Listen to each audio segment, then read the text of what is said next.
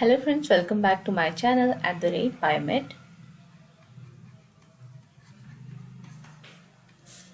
आज की हमारी वीडियो का टॉपिक है डुप्लीकेशन एंड इन्वर्जन।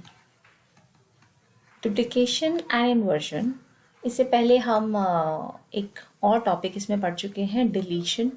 ये टाइप है क्रोमोसोमल एब्रीवेशन का, यानी क्रोमोसोमल चेंजेस जो है, क्रोमोसोमल मॉडिफिकेशन जो होती हैं वो, यानी क्रोमोसोम के स्ट्रक्चर में जो चेंज है वो किस तरह से होता है। पहला टाइप हम पढ़ चुके हैं डिलीशन, दूसरा टाइप आज हम पढ़ने वाले हैं डुप्लीकेशन, और तीसरा टाइप है इन्वर्जन।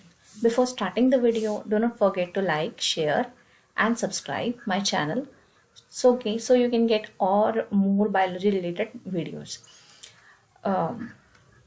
ओके, तो आज के टॉपिक को शुरू करते हैं। बट इससे पहले अगर आपको 9th 10th 11th 12th related कोई भी बायो की वीडियो, NCERT और अनदर सिलेबस से रिलेटेड कोई वीडियो आपको चाहिए तो you can add it in comment section. हम जल्दी ही इस तरह की वीडियो को ऐड करेंगे।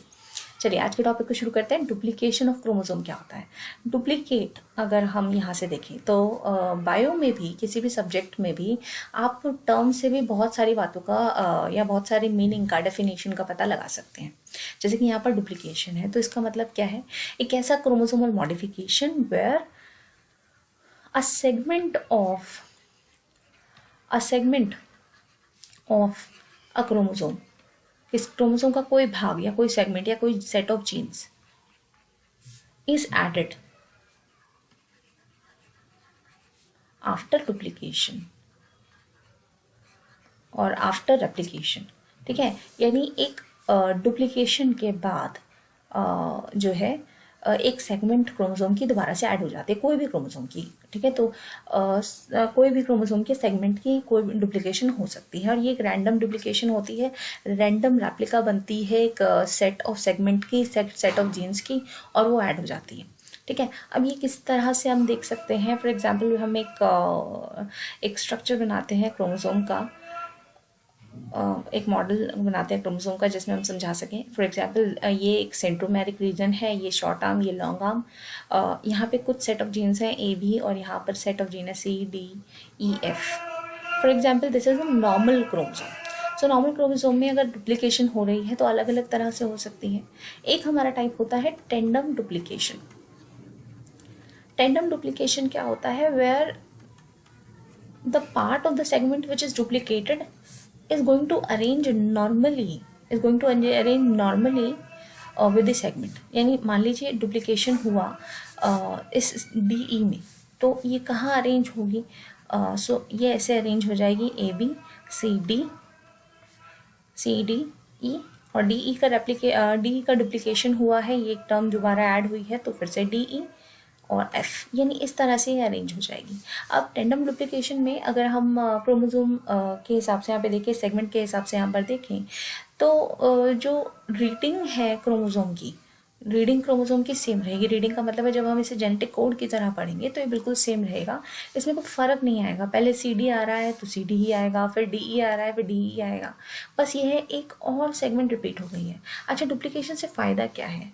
देखिए, डुप्लीकेशन से फ़ायदा है कि अगर कोई सेट ऑफ जीन्स जो है वो डिज़ायरेबल थी, अब वो उसका नंबर बढ़ जाएगा। और अगर सेट ऑफ जीन्स जो है वो अनडिज़ायरेबल थी, जिनका फिनोटाइप कुछ कम आ रहा था, अगर वो डुप्लीकेट हो जाए तो it will lead to some severity. अब दूसरा कंडीशन क्या है? Reverse tandem duplication. Reverse tandem यानी कोई सेट ऑफ सेगमेंट, यानी टेंडम का मतलब है सेट ऑफ सेगमेंट, तो उसका डुप्लीकेशन हो लेकिन वो अटैच कैसे हो? रिवर्स फॉर्म में, reverse tandem duplication. So in this case we can see it is AB, फिर सेंट्रोमेयर, अब डुप्लीकेशन हुई CDE की, DE की डुप्लीकेशन हुई, पर वो किस तरह से अरेंज होगी? EDF।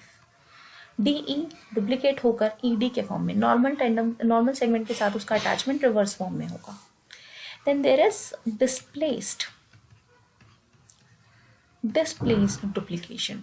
डिस्प्लेस्ड डुप्लीकेशन में DE जब डुप्लीकेट होगा, ऐसा नहीं है कि केवल यही सेगमेंट डुप्लीकेट होगी, कोई भी हो सकती है। मैं सिर्फ एग्जाम्पल के तौर पर कोई भी एक हमने मॉडल सेट ऑफ क्रोमोसोम बनाया है, ये DE जो है अगर यहाँ पर डुप्लीकेट होगा, लेकिन अब ये इस सेगमेंट के जिससे डुप्लीकेट हुआ है वहाँ अरेंज ना होकर किसी और के साथ अरेंज हो जाए या फिर टर्मिनल पे जाके अरेंज हो जाए, तो इसको हम टर्मिनल डुप्लीकेशन भी कह सकते हैं या डिस्प्लेस डुप्लीकेशन भी कह सकते हैं। जैसे कि डी डुप्लीकेट हुआ, अब यहाँ पर एफ आ जाएगा, इसका डुप्लीकेटेड फॉर्म जो है डी ई के बाद एफ डायरेक्टली आ जाएगा, डी ई एफ आ जाएगा। अब एंडिंग में दोबारा से आपको डी ई दिखाई देगा क्योंकि ये टर्मिनल पे जाकर लग गया है, इसे हम कहते हैं displaced duplication. There is another mode is translocation duplication. Translocation duplication क्या होता है? ट्रांसलोकेशन डुप्लीकेशन होता है कि एक सेगमेंट कॉपी हुई एक क्रोमोसोम से, वो जाके ट्रांसलोकेट हो जाएगी दूसरे क्रोमोसोम पे। अब उससे क्या होगा, उस क्रोमोसोम की लेंथ बढ़ जाएगी। तो कंसिक्वेंसेस क्या होते हैं डुप्लीकेशन के? एक तो जो फिनोटाइप है उसका एक्सप्रेशन बढ़ सकता है, ठीक है, कोई भी फिनोटाइप उसका एक्सप्रेशन बढ़ सकता है। साथ ही साथ जो दूसरा क्रोमोसोम है जिसके ऊपर ये जाके ऐड हो जाएंगे उसकी लेंथ भी बढ़ जाएगी, राइट। वो जाके यहाँ पर ऐड हो जाएगा, यानी यहाँ से जो सेगमेंट डुप्लीकेट हुई थी वो जाकर यहाँ ऐड हो गई। This is translocation duplication. इस केस में क्रोमोसोम की लेंथ लंबी हो जाएगी। और हमने डिलीशन में देखा था क्रोमोसोम की लेंथ क्या हो गई थी, छोटी हो गई थी। So these are the type of how duplication in the chromosome takes place. Now, any consequences, any example? Yes, there is an example. There is an example in the Drosophila melanogaster. Drosophila melanogaster is a fruit fly. So it is an experimental organism also of T.H. Morgan. T.H. Morgan ने crossing linkage experiment के लिए इनको use किया था, Drosophila मेलनगोस्टर को। It is a kind of fly, fruit fly. देखने में अगर हम डायग्राम देखें तो बिल्कुल हमें हाउस फ्लाई जैसी ही दिखती हैं ये, लेकिन they are of very small size. So fruit flies का कॉमन नेम हो गया, साइंटिफिक नेम है इनका। इनके पॉलिटिन क्रोमोसोम के अंदर ये डुप्लीकेशन होती है, पॉलिटिन क्रोमोसोम इन आई। और सेक्शन पॉलिटिन क्रोमोसोम का होता है 16A, यानी कौन सा सेगमेंट होता है 16A? सेक्शन होता है, रीजन होता है या पोजीशन हम बोल सकते हैं, लोकस बोल सकते हैं इस क्रोमोसोम का 16A आई में। जब ये क्रोमोसोम डुप्लीकेट होता है, यानी इसकी जो कॉपी है, कॉपी नंबर बढ़ जाता है, तो ये क्या बना देते हैं, अगर इसका कॉपी नंबर बढ़ जाता है तो ये फिनोटाइप प्रोड्यूस करते हैं, बार फिनोटाइप। ये बार फिनोटाइप जो है वो आई के जो हमारा आई का जो रीजन होता है where we can see in the Drosophila melanogaster, तो वो आई का रीजन जो है वो कवर हो जाता है बार फिनोटाइप से, और इस वजह से जो साइज ऑफ द आई है वो छोटा हो जाता है, ठीक है। So there are 3 type of phenotype can be produce. Either it is can be there is no bar phenotype, इसमें बार फिनोटाइप नहीं है, ठीक है। तो यहाँ पर जो आई का साइज होगा वो लार्ज होगा। देन हेट्रोजाइगस कंडीशन में अगर हो, बार फिनोटाइप हो, तो ये क्या होगा, हाँ, हेट्रोजाइगस कंडीशन में इसका आई का जो साइज है वो इंटरमीडिएट होगा। ऐसे ज़्यादातर फीमेल्स में लार्ज और इंटरमीडिएट केस देखने को मिलते हैं, इंटरमीडिएट। देन इन मेल्स ज़्यादातर आई बहुत स्मॉलर रहती है, उसमें दोनों बार फिनोटाइप दिखते हैं, बहुत स्मॉल, ठीक है। सो बार फिनोटाइप बढ़ने के साथ साथ जितना पॉलिटिन क्रोमोसोम का डुप्लीकेशन होता जाएगा इस सेक्शन का, उतना ही जो आई का साइज है वो छोटा होता जाएगा, ठीक है। So this is the consequence of the duplication. चलिए आगे चलते हैं। हमारा next type of chromosomal modification, यानी स्ट्रक्चर में जो क्रोमोसोम के चेंज आएंगे, उसमें दूसरा टाइप है इन्वर्जन।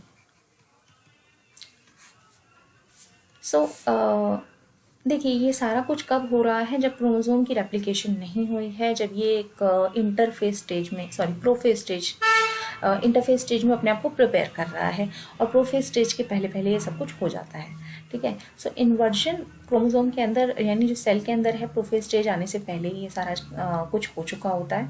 सो क्रोमोसोम के स्ट्रक्चर में चेंज, इन्वर्जन का क्या मतलब है? इन्वर्जन का मतलब है कि मान लीजिए एक क्रोमोसोम है, उसकी कोई सेगमेंट जो है पहले ब्रेक हो गई, ठीक है, अलग हो गई। सो इसको हम लिख लेते हैं ABCDEF जी, ठीक है, इस तरह से अलग हो गई। अब हमारी जो सेगमेंट है DEF, ये अलग हो गई है। फर्स्ट इट डिटैचेस, ठीक है, then it reinserted in such a way that first of all it invert in the form 180 degree में इन्वर्ट हो जाती है, उल्टा हो जाती है 180 डिग्री में, ठीक है। उसके बाद ये क्या होती है, रीइंसर्ट हो जाती है क्रोमोसोम में दोबारा से उसी सेगमेंट में उसी जगह पर। ठीक है, तो बाकी सब कुछ नॉर्मल रहेगा, बाकी सारी सेगमेंट जो वैसी की वैसी थी वो नॉर्मल रहेंगी, लेकिन जो ये DEF निकला था अब ये FED लिखा जाएगा जी, है ना। सो ये हमारा इसके अंदर क्या हो गया, इन्वर्जन। सो डेफिनेशन क्या रहेगी, दैट इन्वर्जन का मतलब क्या हो गया, इन्वर्ट होना। ठीक है, अ segment of a chromosome, segment of or a segment in chromosome first deattaches, पहले deattach होती है and invert 180 degree and then reinserted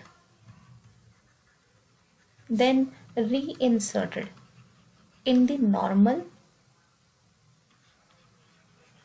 segment, जो भी आपका इन दी ओरिजिनल क्रोमोसोम, जो ओरिजिनल क्रोमोसोम था उसके अंदर दोबारा से अगेन लग जाती है। ठीक है, सो ये डेफिनेशन क्या होगी, एक segment in a chromosome first detaches and invert 180 degree and then reinserted in the original chromosome again, दोबारा से क्रोमोसोम में लग जाती है, उसी क्रोमोसोम में लग जाती है। तो ये किस तरह का है, ये इंट्रा क्रोमोसोमल मॉडिफिकेशन का पार्ट है, जैसे कि हमारा डिलीशन भी इंट्रा क्रोमोसोमल डुप्लीकेशन था, यानी उसी क्रोमोसोम में जो है इंट्रा क्रोमोसोमल मॉडिफिकेशन का ही पार्ट है ये, यानी उसी क्रोमोसोम में मॉडिफिकेशन होगी, लेकिन किस तरह से कि जो सेगमेंट अलग हुई है वो इन्वर्ट होकर दोबारा से लग जाएगी। अब इससे क्या कंसिक्वेंसेस क्या रहेंगे, इन्वर्जन तो यही होता है, मैंने आपको बताया। अब इसकी कंसिक्वेंसेस क्या है, कंसिक्वेंसेस ये है कि जो क्रोमोसोम क्रॉसिंग ओवर में पार्ट लेंगे,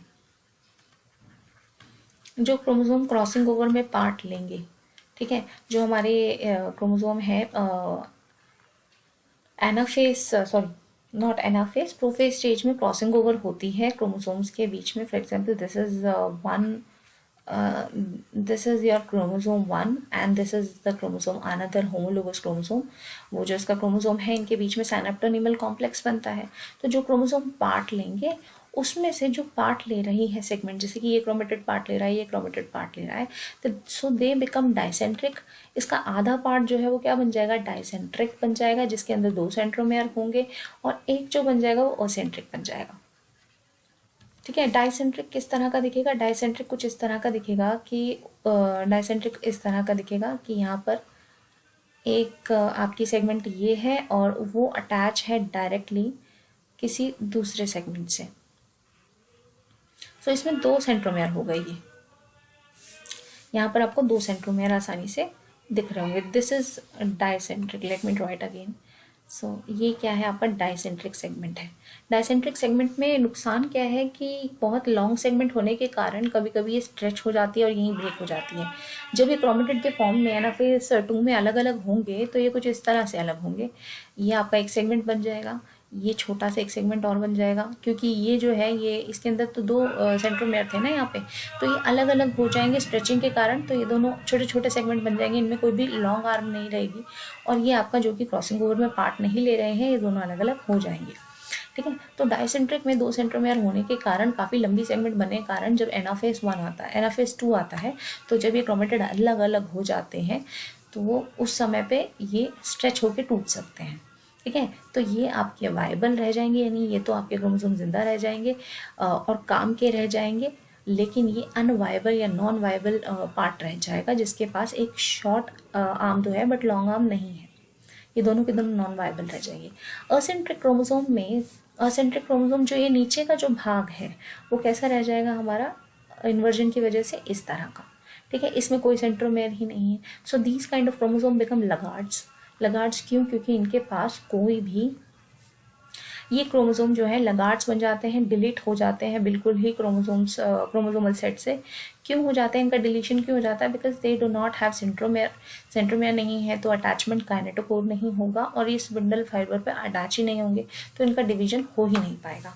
ठीक है, सो इन्वर्जन की वजह से ये 2 चीज़ें होती हैं। और ऐसा कौन सी इन्वर्जन में होता है, ऐसा होता है आपकी पैरासेंट्रिक इन्वर्जन के अंदर, जिसमें सेंट्रोमेयर इंक्लूड नहीं होता। ठीक है, पैरासेंट्रिक इन्वर्जन में ऐसा होता है। अब मैं एक बार आपको और बताऊं कि ये पैरासेंट्रिक इन्वर्जन क्या होती है। Paracentric inversion, let me add a page again. So inversion on the basis, on some basis हम इन्वर्जन को डिवाइड कर सकते हैं। Either it can be paracentric inversion और it can be pericentric inversion. Pericentric inversion या paracentric inversion क्या होता है, अगर सेंट्रोमेयर इन्वॉल्व है, ठीक है, ऐसी इन्वर्जन जिसमें जो सेगमेंट इन्वर्ट हो रही है उसमें सेंट्रोमेयर आ रहा है, सेंट्रोमेयर इन्वॉल्व है, तो इसको हम क्या बोलेंगे, पेरीसेंट्रिक। और अगर सेंट्रोमेयर इन्वॉल्व नहीं है, सेंट्रोमेयर इज नॉट इन्वॉल्व, तो इसको हम क्या बोलेंगे, पेरीसेंट्रिक, पैरासेंट्रिक। ठीक है, centromere not involve paracentric, centromere involve pericentric. इसके अंदर कंसिक्वेंसेस बनते हैं डाइसेंट्रिक क्रोमोसोम बनने के, जो कि आगे जाके नॉन वायबल हो जाते हैं, स्ट्रेचिंग की वजह से ब्रेक हो जाते हैं, लॉन्ग आर्म नहीं रहती, डाइसेंट्रिक और असेंट्रिक क्रोमोसोम बनने के, ठीक है, जो कि लगार्ड्स बन जाते हैं और बाद में डिलीट हो जाते हैं। So these are 2 second and third number of chromosomal modification. Last 4th number of modification translocation जो हम पढ़ेंगे थोड़ा और डिटेल में। Thank you for the video.